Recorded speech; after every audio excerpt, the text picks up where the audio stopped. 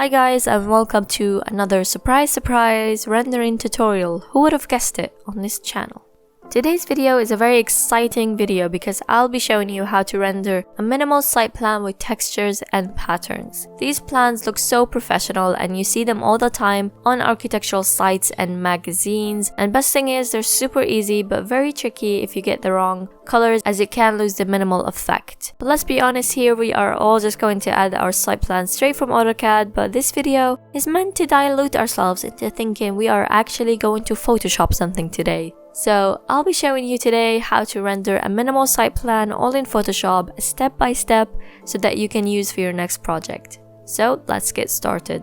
First thing you will need is your site plan exported from AutoCAD as a PDF and then imported to Photoshop. These plans are usually a 1:200 scale and only with fixed furniture. I also have the site plan for the other block I did for my urban project just to match the colors between both plans, because let's face it, I'm such a nerd for detail.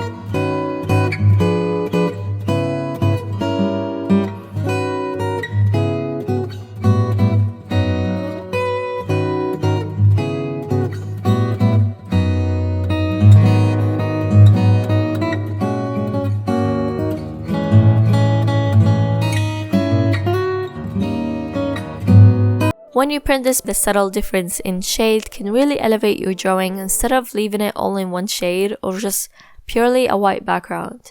And these colors can also help you later on when you're adding patterns or line weights. I will also add a light gray color to the benches as well as a stroke and drop shadow.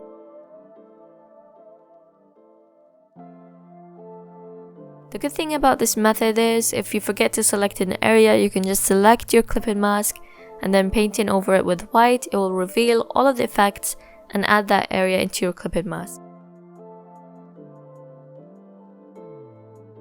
If you're a beginner, I would suggest watching a video that I'll have linked in the cards for you to watch after this video, all about clipping masks, adjustment layers, overlays, and pretty much the bread and butter of Photoshop. Little shameless plug here too.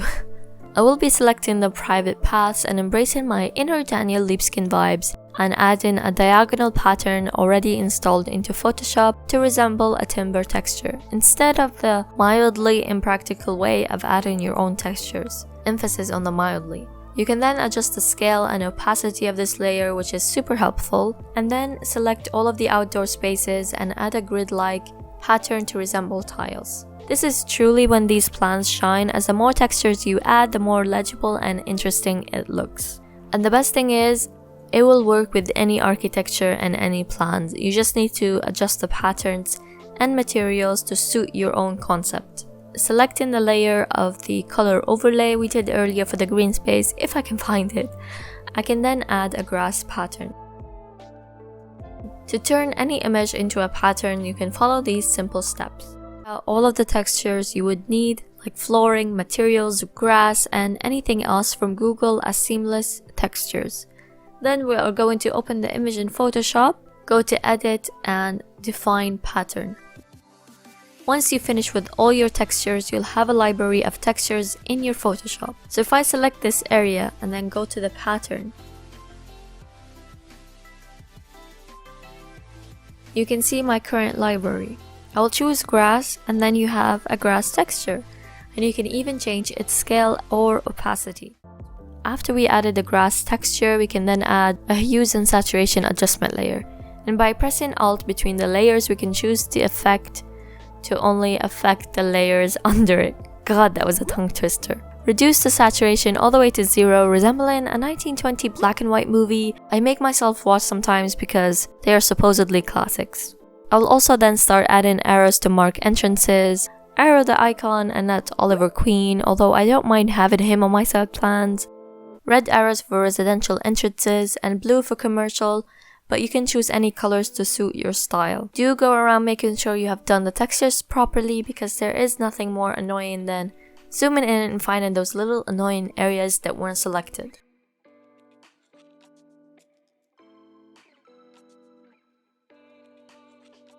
Create a brush. You can also create a brush tip from any image you like. You simply need to convert it to monochrome and then make a selection. Go to Edit, define brush preset. And only the dark parts are recorded. Any parts that are pure white aren't included in the brush tip. I have created a light bulb, and if you go to the brushes menu, you can change a few settings like spacing, texture, and all that, and then you can customize your brushes to exactly how you like them, and then it's easy for you to add to your images.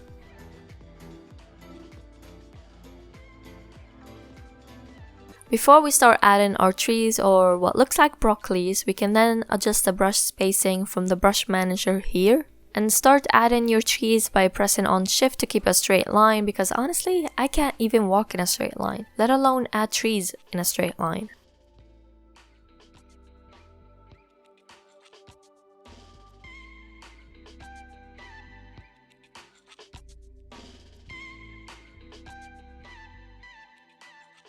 And then I will be adding trees in different areas to highlight entrances or specific outdoor activities to make it look nice, and also it's better for the environment.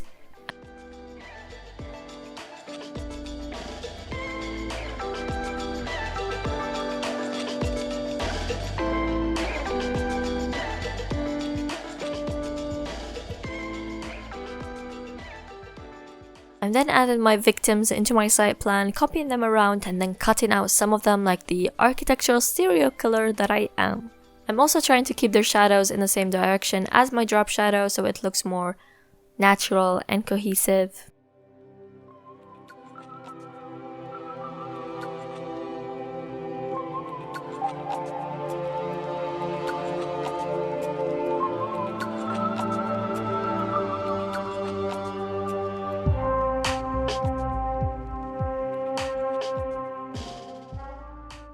I probably should have added some line weight to the green spaces so that it's clearer on screen, but it's definitely printed out clear, so don't worry about that.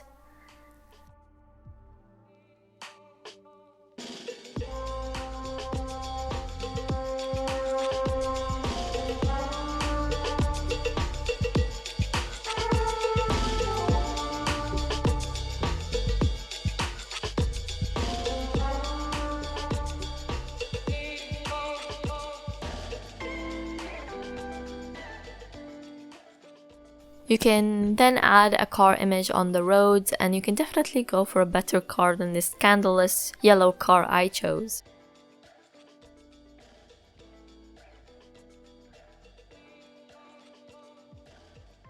I'm also going to turn this into a black and white layer and then merge the layers and then copy it around the streets, so we don't end up with a site plan of Ghost City.